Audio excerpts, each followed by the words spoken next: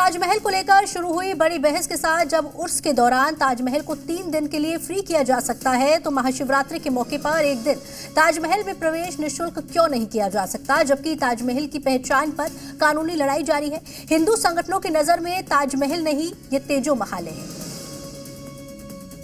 ये चिट्ठी हिंदू संगठन ने योगी यूथ ब्रिगेड की तरफ लिखी है। पत्र में ताजमहल को तेजो महालय बताया गया है। साथ ही इसे महाशिवरात्रि के मौके पर हिंदुओं के लिए फ्री में एंट्री देने की अपील की गई है। 15 फरवरी को तेजो महालय ताजमहल निःशुल्क रहेगा हिंदुओं के लिए, जब शाहजहां के उर्स के दौरान 3 दिन तेजो महालय ताजमहल फ्री हो सकता है। दरअसल हिंदू संगठन का दावा है कि राजा परमाल देव ने यहाँ शिवलिंग बनवाया था, जो अभी भी मौजूद है। मुगल ने उसकी जगह ताजमहल बनाया है। ऐसे में हिंदुओं की आस्था को ध्यान में रखते हुए महाशिवरात्रि यानी 15 फरवरी को साधु संतों और हिंदुओं के लिए वहाँ निःशुल्क व्यवस्था की जाए। बॉलीवुड एक्टर रणवीर सिंह और फिल्म मेकर रोहित शेट्टी को एक बार फिर धमकी मिली है। लॉरेंस गैंग से जुड़े गैंगस्टर हैरी बॉक्सर के नाम से ये धमकी दी गई है। दरअसल पुलिस में शिकायत दर्ज कराने को लेकर दोनों को दूसरी बार धमकाया गया।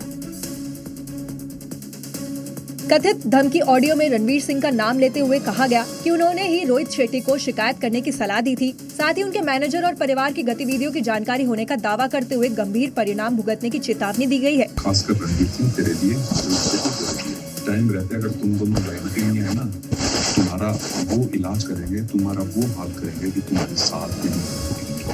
वहीं लॉरेंस बिश्नोई गैंग और हैरी बॉक्सर की ओर से कथित तौर पर जारी इस ऑडियो मैसेज को लेकर मुंबई पुलिस सतर्क रुख अपनाए हुए है। मुंबई पुलिस की क्राइम ब्रांच के एक वरिष्ठ अधिकारी ने बताया कि यह ऑडियो वास्तव में किसी गैंग से जुड़े शख्स का है या नहीं, इसकी जांच के बाद ही आगे की कार्रवाई की जा सकेगी। बता दें कि इससे पहले रोहित शेट्टी के घर पर हुई 5 राउंड फायरिंग की घटना के बाद 10 फरवरी को रणवीर सिंह को पहली धमकी मिली थी। फरवरी में वैलेंटाइन वीक आते ही कुछ संगठन ऐसे एक्टिव हो जाते हैं जैसे मानो उन्हें रोजगार का नया साधन मिल गया हो। कोई प्रेमी जोड़ों को परेशान करने का धंधा शुरू कर देता है, तो कोई फतवा जारी करके अपने अरमान पूरे करता है।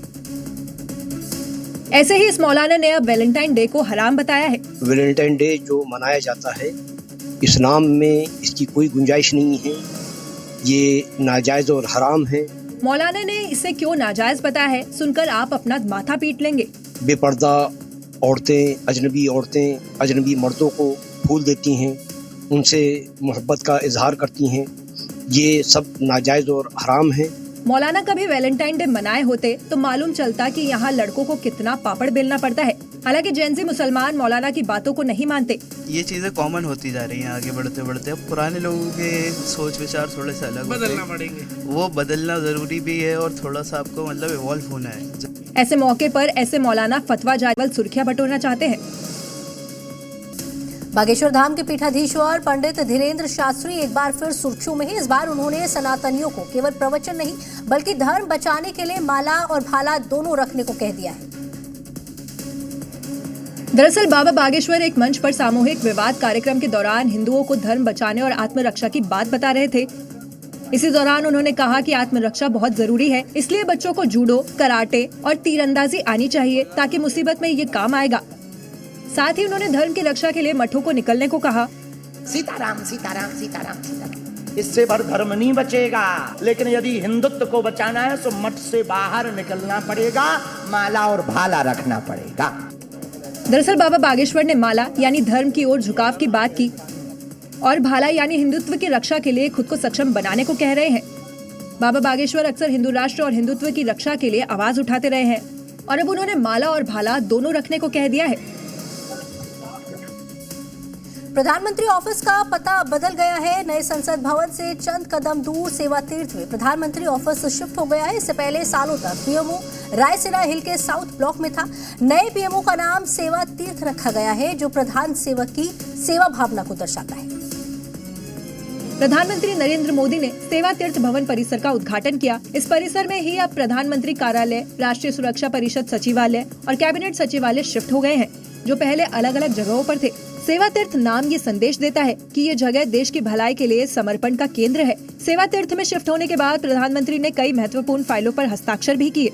वैसे ये बदलाव महज नाम का नहीं है, बल्कि 2014 से चली आ रही उस सोच का हिस्सा है जिसके तहत भारत अंग्रेजों के जमाने के प्रतीकों को पीछे छोड़ रहा है। इसलिए अब साउथ ब्लॉक सेवा तीर्थ हो गया है। इससे पहले सेंट्रल सचिवालय, कर्तव्य भवन, राजपथ, कर्तव्य पथ और रेस कोर्स रोड का नाम बदलकर लोक कल्याण मार्ग किया गया। वहीं राजभवन लोक भवन और राजनिवास लोक निवास हुए हैं। सरकार का मानना है कि इन बदलावों से काम करने के तरीके और जनता के प्रति नजरिए में बड़ा बदलाव आएगा। भारत में रहना है तो राष्ट्रगीत वंदे मातरम गाना ही होगा और जो इसका विरोध करेगा उसे भारत की धरती पर रहने का कोई हक नहीं है। जिस तरह विपक्ष सड़क से सदन तक वंदे मातरम गाने का विरोध कर रहा है, उन सबको सीएम योगी ने एक लाइन में सब कुछ समझा दिया। सीएम योगी सदन में बोलने आए तो अपने उसी फ्रंट फुट वाले अंदाज में नजर आए। एक एक कर विपक्ष को हर मुद्दे पर धो डाला। सीएम योगी बोल रहे थे और विपक्ष सोच रहा था कि अगला नंबर उनकी पार्टी का आएगा। इसके बाद सीएम योगी ने वंदे मातरम का भी विरोध करने वालों का जिक्र किया, क्योंकि समाजवादी पार्टी से सांसद अफजाल अंसारी ने इसे उल्टा सीधा फरमान बताया। तो वहीं कांग्रेस सांसद इमरान मसूद ने कहा था कि वो सम्मान में खड़े होंगे लेकिन गाएंगे नहीं। और सीएम योगी के टारगेट पर यही दोनों पार्टी के सांसद आ गए हैं। कह रहे हैं कि वंदे मातरम नहीं गाएंगे, हिंदुस्तान का खाएंगे। आपकी पार्टी के नेताओं ने कहा है,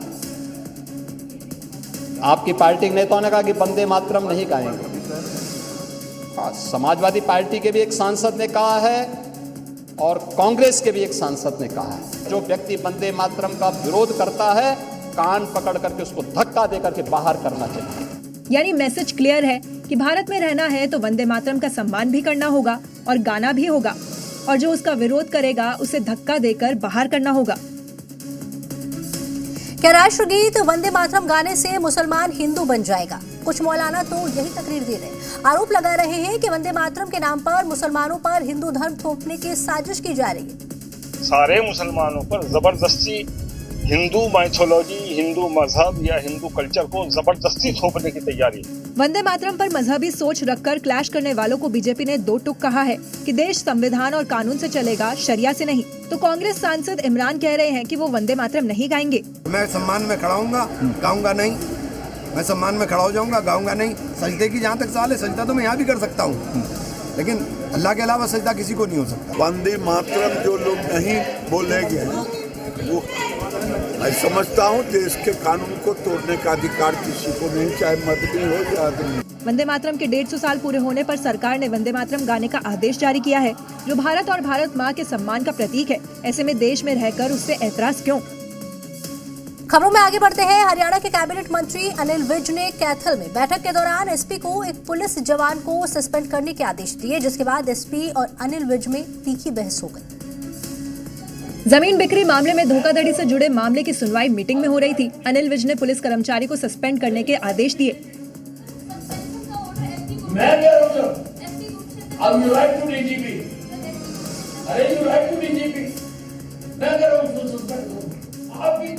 ये बहस यहीं खत्म नहीं हुई। अनिल विज सस्पेंशन के आगे कुछ सुनने को तैयार नहीं थे।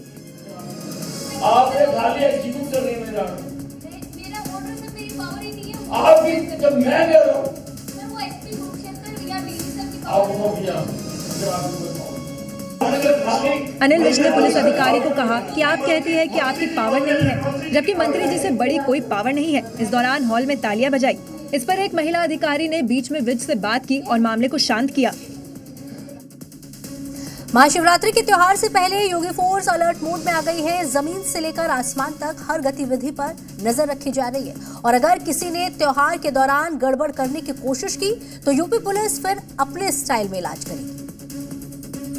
क्योंकि सीएम योगी पहले ही वार्निंग दे चुके हैं कि व्यवधान करने वालों को भारी कीमत चुकानी पड़ेगी। याद रखना, इसकी भारी कीमत चुकानी पड़ेगी उनको, अगर उन्होंने किसी भी पर्व और त्योहार में व्यवधान डालने का काम किया तो। और ऐसे में महराजगंज से लेकर सहारनपुर और संभल से लेकर मुरादाबाद तक योगी फोर्स अलर्ट मोड में है। शिवरात्रि और कांवड़ यात्रा के दौरान हर हलचल पर नजर रखे हुए हैं। मुरादाबाद में पुलिस ने डीजे और हिंदू मुस्लिम समुदाय के साथ बैठक की, साथ ही शहर भर में मोर्चा निकाला। इतना ही नहीं, पूरे शहर पर ड्रोन से नजर रखी जा रही है ताकि कोई गड़बड़ी ना हो। सहारनपुर में भी महाशिवरात्रि को लेकर पुलिस अलर्ट पर है। मुख्य सड़क मार्गों पर पुलिस ने फ्लैग मार्च किया। साथ ही महिला श्रद्धालुओं की सुरक्षा के लिए एंटी रोमियो स्क्वाड एक्टिव है। यानी अगर किसी ने त्योहार के रंग में भंग डालने की कोशिश की तो अंजाम अच्छा नहीं होगा।